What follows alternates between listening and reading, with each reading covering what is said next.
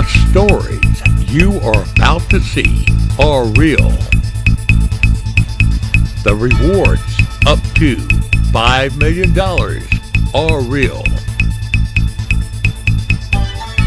This is Crime Reports and Rewards with Griff Griffin and Dave Michaels, where you stay anonymous, the criminals don't.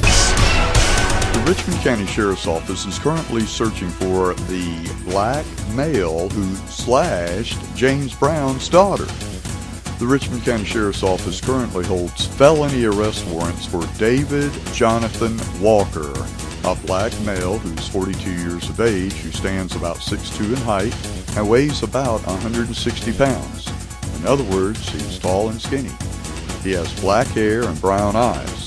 The arrest warrants are for 2 counts of aggravated assault and 2 counts of possession of a knife during the commission of a crime. To recap, on May 30th at approximately 12:24 hours, Richmond County Sheriff's deputies responded to a reported stabbing at 232 Telfair Street in Old Town. Upon arrival, Venetia Brown, who's James Brown's daughter, advised that she had been riding with an acquaintance known only as David while attending some errands. Brown had promised David some money for gas, and upon arrival on Telfair Street had given David some cash. A dispute ensued over the amount, at which time David produced a small pocket knife and slashed at Brown several times while trying to obtain additional cash from her pockets. A nearby resident attempted to assist Brown but was also menaced with the knife but not injured. Brown sustained several lacerations to her arms and had to be treated at the local hospital. David fled the scene in an older model green Ford extended cab pickup truck with a possible South Carolina tag and tinted windows. David Walker is described as a black male who's approximately 40 years of age. He's 6'1" tall, about 160 to 180 pounds. He has a dark complexion. He has a bald or shaved head. He has no facial hair. He was last seen wearing a tan shirt and tan shorts. If you think you know where David Walker may be, please call the Richmond County Sheriff's Office. Crime Stoppers at 800-222-TIPS, or text or email your tips to tips@AugustaCrimeStoppers.org, where you remain anonymous and unslashed. On Wednesday, June 11th, at approximately 18:07 hours, Richmond County Sheriff's deputies answered a call to Georgia Regents University regarding an injured male adult. Upon arrival at GRU, Sheriff's deputies learned the adult male sustained a gunshot wound while standing in front of an apartment, D22, at 505 13th Street. Investigators are currently processing the incident location. Details are limited at this time. Further details will be forthcoming as soon as they're made available. The victim is receiving medical treatment at GRU.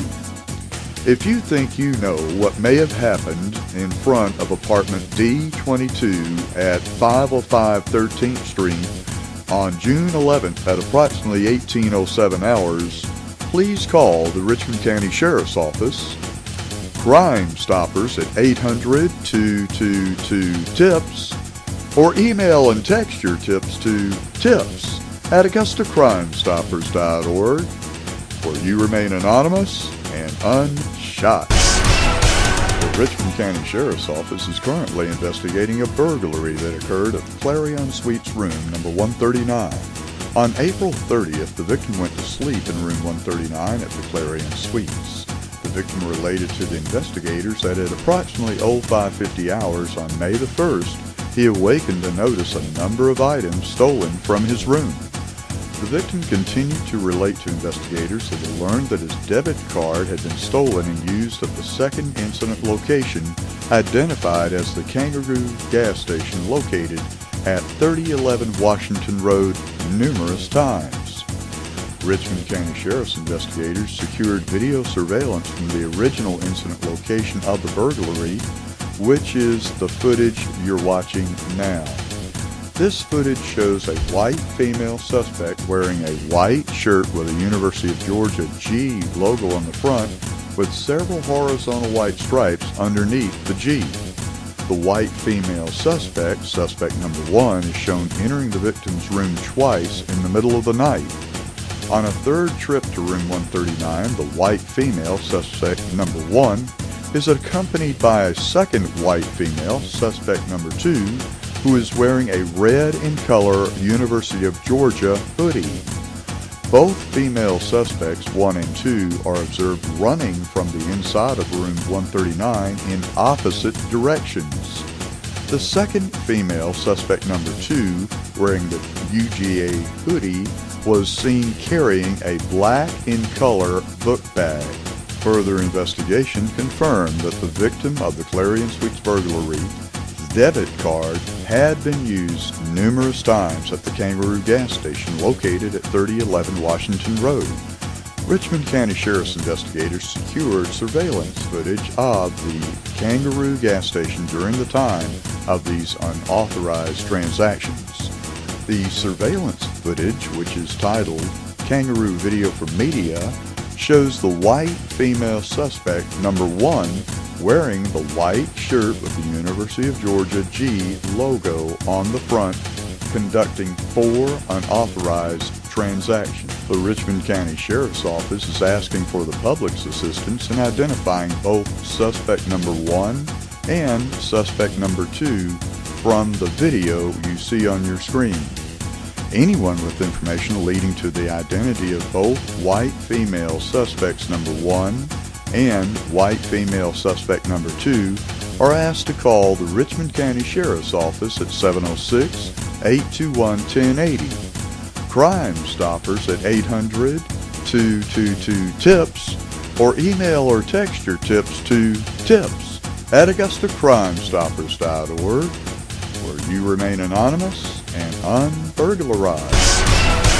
On Friday of 6/6, what a date, at approximately 23:40 hours, Richmond County Sheriff's officers responded to the 3000 block of Richmond Hill Road in reference to a shooting. Upon arrival, officers discovered a female had been shot during an apparent robbery attempt. The female was transported to a local hospital with non-life-threatening injuries. The suspect is described as a black male who is about 5'6" in height, weighs about 175 pounds, with short hair, possibly in his late 20s. If you think you know who or where this black male subject may be, who is about 5'6" and weighs about 175 pounds with short hair, possibly in his late 20s, please call the Richmond County Sheriff's Office. Crime Stoppers at 800-222-TIPS, or text or email your tips to tips@AugustaCrimeStoppers.org, where you can remain anonymous and unshot. North Augusta Public Safety Investigator Luke Sherman needs your help finding Timothy Green for his involvement in the May 22nd home invasion and rape on Atomic Road, case number 14-001402.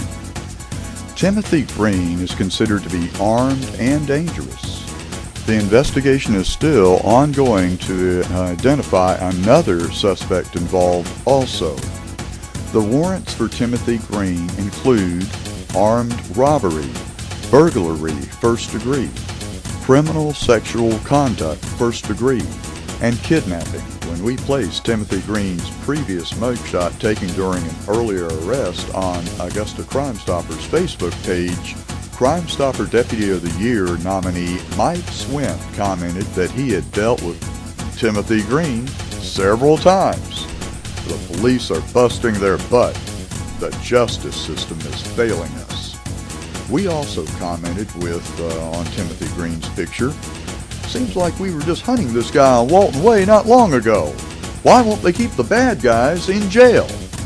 If you know where this suspect is, please call the Richmond County Sheriff's Office. Crime Stoppers at 800-222-TIPS or text or email your tip to tips@AugustaCrimeStoppers.org, where you remain anonymous and unraped. And now, this Crime Reports and Rewards special report. Las Vegas police said Wednesday that detectives talked on 3 occasions earlier this year with a married couple who killed 2 officers in a pizza shop and a Good Samaritan in a nearby store, but that they didn't express the extreme anti-authority views that apparently led to the rampage. After shooting the patrol officers at the restaurant, the couple went to a nearby Walmart, announced they were starting a revolution, and shot a man with a gun who tried to stop them. Department officials released a 23-second store security video clip showing the last moments of the Millers' lives, including narration by a store guard saying Amanda Miller appeared to shoot her husband. In real time, the officers are receiving the information that the female shot the male. The clip shows the couple laying on the floor of the Walmart as police corner them in the back of the store. Automotive products are strewn around them. Amanda Miller is on her back while Jared lays on his stomach wearing a bulletproof vest and apparently wounded. Both are holding handguns. Slowly, Jared's head begins to dip. Amanda appears to turn towards her husband and fire in his direction. Then she turns the gun and points it at her forehead. The video ends. The narrator uses a police code 405 to say she shot herself. McCahill and Sheriff Doug Gillespie said Las Vegas police interviewed Jared Miller in February about threats he made in a telephone call to Indiana motor vehicle officials about his driver's license being confiscated when he was pulled over near Hoover Dam about 30 miles east of Las Vegas. In a recording provided by the Indiana Bureau of Motor Vehicles, Jared Miller complains about the insurance issue that led to the confiscation. In the last seconds of the 7-minute call, he tells an operator, "If they come to arrest me for non-compliance or whatever, I'm just going to start shooting people." Police say 3 veteran detectives closed their inquiry after determining the statement didn't constitute a credible threat and that they had no probable cause for an arrest. Neighbors, however, said they had a history of hate. They always talk about murdering cops. They were going to kill as many officers as they can, and then they were going to do away with themselves, said Krista Koch, who was interviewed by KNTV in Las Vegas. They were talking about doing the next Columbine, Brandon Moore told the Las Vegas Sun, referencing the 1999 Colorado school massacre that ended in 15 deaths. But despite the horrific threats, none of the neighbors appeared to have called the police. Jared, 31, had also left menacing posts on his Facebook page. He wrote, "The dawn of a new day. May all of our coming sacrifices be worth it." "People are awakening," he said 2 days earlier. On June 2nd, Miller posted a rambling manifesto calling for a bloody uprising. "We can hope for peace. We must, however, prepare for war. We face an enemy that is not only well-funded, but who believe they fight for justice and freedom," he wrote. Authorities said the couple, who often dressed as the Batman comic book characters the Joker and Harley Quinn, set out on foot from their downtown apartment around 4:30 a.m. and targeted the 2 officers at random. Officers Alan Beck, 41, and Igor Soldo, 31, were having lunch at CC's Pizza at about 11:20 a.m. when the Millers yelled, "This is the start of the revolution," and "We're freedom fighters," cops said. Jared entered first and then left, but he and his wife then burst back in, and Jared fatally shot Soldo as he sat on a booth with his partner, who was able to return fire, though it was unclear if he wounded either of the Millers. Jared then shot Beck, and he and his 22-year-old wife, who had pulled a handgun from her bag, then both fired multiple rounds into the bodies of the officers, who were both married fathers. Both killers then grabbed weapons, ammunition, and badges off their victims and fled towards a nearby Walmart, passing Alvaro Lopez. He said, "They had a backpack and I saw a gun in their hand. He just told me to tell the cops that it was a revolution, that he had just killed 2 cops inside CC's," Lopez told CNN affiliate KLAS. "Get out. This is a revolution. The police are on the way," Jared shouted as he entered the Walmart. But just inside the store, they encountered shopper Joseph Wilcox, 31, of Las Vegas, who had a concealed carry permit and had told others he was going to try to stop Jared Miller. But as he heroically approached the gunman, he apparently did not notice his wife, and she blasted him in the ribs before he could get off a shot. Cops by this point had dispatched 2 SWAT teams to enter the store from both front and rear exits. They also parked a patrol vehicle against a rear fire exit, preventing the couple from escaping when Jared tried to blast his way through with the shotgun. The killers exchanged gunfire with the cops at several points as the officers moved in, and both were eventually wounded. One officer got to the store's security area and used the video surveillance system to help the others corner the Millers, who used items from the store to form a defensive barricade. They continued trading shots with cops until Amanda Miller shot her husband in the head and turned the gun on herself. Amanda Miller was still breathing and was taken by ambulance to University Medical Center, where she later died. The couple had moved to Las Vegas in January and had previously lived in Indiana and Washington State, where Jared had felony convictions for car theft, cops said. Cops later Sunday converged on the couple's downtown apartment and used a small explosive device to get in. There they found the Millers admired the Columbine mass shooters and thought of themselves as natural selectors whose job it is to kill people who they think should not be in the gene pool. Almost all mass shootings have been by those professing that they believe in evolution and believe they are helping natural selection by killing people. Beck had been with the department since August 2001 and had been assigned to the patrol division. He is survived by his wife and 3 children. Soldo joined in April 2006 and was also with the patrol division. He is survived by his wife and a baby. His mother said he was a wonderful child, a wonderful husband, and a wonderful father. If you see or hear someone planning a mass shooting, please call the Richmond County Sheriff's Office. Crime Stoppers at 800-222-TIPS, or email or text your tip to tips@AugustaCrimeStoppers.org, where you remain anonymous and unshot. And now, this Crime Reports and Rewards special report. In the state of Georgia, you can now conceal carry pretty much anywhere. This is the governor of Georgia signing the Guns Everywhere bill into law. And this is House Bill 60, the Safe Carry Protection Act, but also dubbed the Guns Everywhere bill by some, allows concealed carry permit holders to carry firearms into bars, schools, churches, and certain government buildings under certain circumstances. Now, I definitely don't think that guns and alcohol mix, but if you can handle your firearm appropriately, also same thing when you go to school, you obviously don't want to cause any type of panic, but also if you have the proper concealment and you're not putting anybody in a state of alarm, not carrying in a measure calculated to cause alarm, hey, you know, that it's a free country, or at least it's supposed to be. And also you can go into government buildings. As you can go into the government building here in the state of Texas, you can go into the state capitol, but if you step onto the Texas Capitol grounds with your firearm exposed, Texas DPS will pretty much drag you to the ground and illegally arrest you. I've seen them do that 3-4 times personally. That's just the things that I've personally witnessed.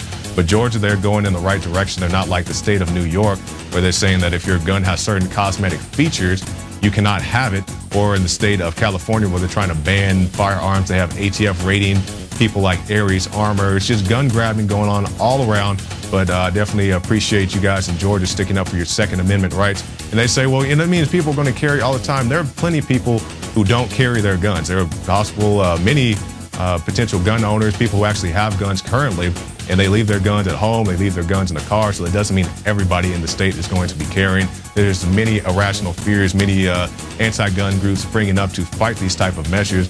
But yeah, Armed Society is a polite society. I've been to many gun shows, I've been to many gun stores.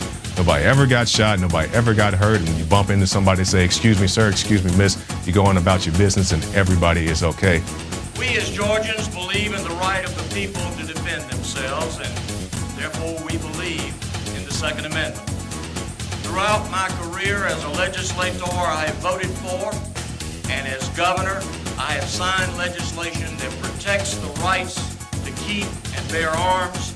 It is a right that is ingrained in the very fabric of our nation. Yeah, I tell you, I chuckled a few times here. One of them was when some officer said, well, get a dog. And I have a sign in the window of my home. And it says, we don't dial 911. And then it has the head of a Rottweiler on a Rottweiler. And then it has a semi-automatic handgun. I didn't put that up to be funny. That was a message to anybody thinking about breaking into my home. I don't dial 911. I will afterwards say, come get this dead guy out of my house. He's bleeding out and he's messing up my carpet. All right, and that's not the sound, it's just, that's the reality. I'm not going to fool around with that. But that's the mindset I have, but I've been a cop for 35 years. All right, so I have that, I live with that every day, and it becomes second nature. I don't have to think about it. And I want law-abiding citizens, because I trust them to make those decisions as to what to do, and if they want to blow the whistle, fine. I don't tell them not to, but I don't think that's going to be very effective in some of these situations. So I want people to think about what's going to be effective, but they got to be ready up here. I took you through what led me to do it. I didn't mention it had nothing to do with Newtown. Okay, the violence that's gone on in this area, and by the way, violent crime is up nearly 10% in the city of Milwaukee in 2020. Okay, 10%. I think aggravated assaults are up nearly 33%. So that's what I'm responding to, not Newtown. That's what I find unconscionable. I really do. That the anti-gun movement in this country, and they lay dormant, and they've been dormant for a long time because there is no public support for the kind of nonsense that they're suggesting, and they know it. So they lay dormant, and when a situation arises, they exploit that. They exploit it. The misery and the tragedy of the people of Newtown, Connecticut, in Sandy Hook School. They exploited their tragedy for political gain. They have no soul to do something like that. I happen to support freedom. And I think the Second Amendment is about freedom. All right. It isn't about hunting. It isn't really about personal defense. There's some parallels, but it's about freedom.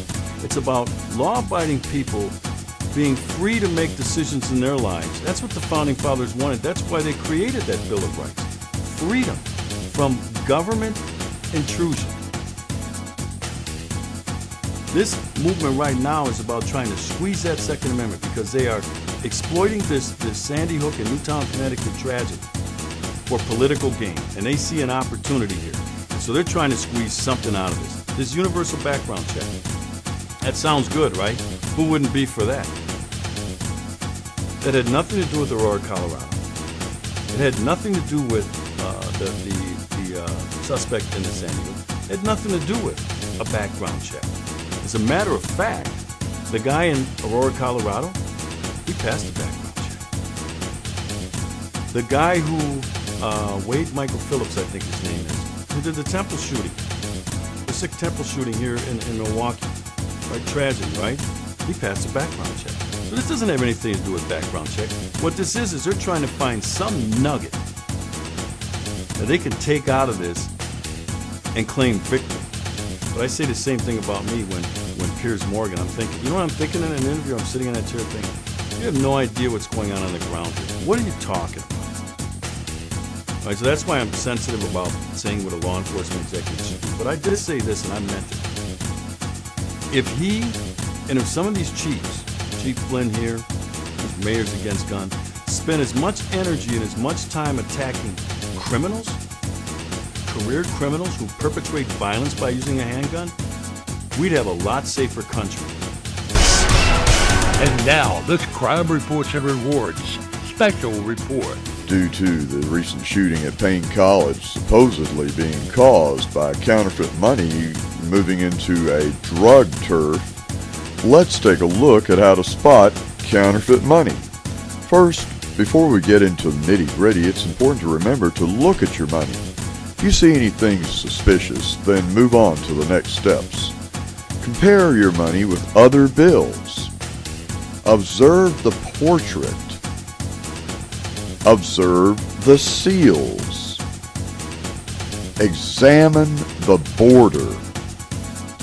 Make sure the serial numbers are not matching on two separate bills.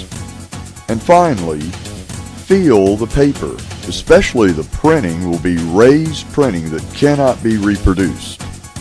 If you see any of these counterfeit bills, which there are millions and millions and millions of them flooding in, please call Crime Stoppers at 800-222-TIPS or text or email your tips to tips@AugustaCrimeStoppers.org, where you remain anonymous and keep your money. And now, this Crime Reports and Rewards special report. Also tonight, the director of Miami-Dade Crime Stoppers standing by his principals, refusing to turn over an anonymous tip to a judge by literally eating it. Yep, there it goes, right there into his mouth. And now that cop is being held in contempt. Local 10 News reporter Victor Okendo is live at Crime Stoppers headquarters in Doral to explain this one. Lori, after years on the force, Richard Mastin joined Crime Stoppers in 2008. Now he's standing up for something that he believes in, and unless he stands down, he faces up to 14 days in jail. How far would you go to protect something you believe in? The issue is the court asking Crime Stoppers to go back to their promise. Yes, that's paper that former cop Dick Mastin munched on Friday. Why? Because Mastin is the executive director of Crime Stoppers Miami, and he refused Judge Victoria Brennan's order to divulge information from a tip. I was afraid that I was going to be taken into custody and that would be part of the property, and there it goes. So I had a little lunch. That lunch contained details about the tip and tipster that had called Crime Stoppers, and it's now making its way through Mastin's system. With all due respect to you, I think your client's very passionate about it.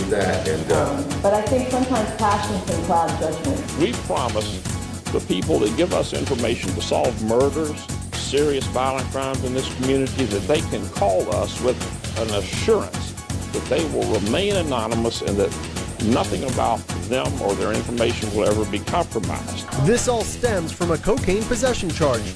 The state versus Lisette Alvarez. There's absolutely no information that I am looking for that has to do with the name or the identity of a tipster. It's only the evidence that would be used in trial against her that the tipster provided. A defendant could work that case backwards and put the tipster at peril, and I'm not going to let that happen. How'd that taste? Pretty dry, to tell you the truth. And Mastin has until Thursday to decide on whether or not he will give up that tip sheet. But he told our Local 10 crime specialist, John Turchin, that next time he sees a judge, he'll just bring his toothbrush. Doesn't sound like he'll be giving up too much information anytime soon. We're in Doral. I'm Victor Okendo, Local 10 News. You've been watching Crime Reports and Rewards with Griff Griffin and Dave Michaels, where you stay anonymous. The criminals don't. If you have any information on these or any other crimes, call our national tip line at 1-800-222-TIPS. Well, you'll stay anonymous and could get a cash reward. You can see this or any other episode of Crime Reports and Rewards on the web anytime at crimereportsandrewards.com. Crime Reports and Rewards is a production of Michaels Media.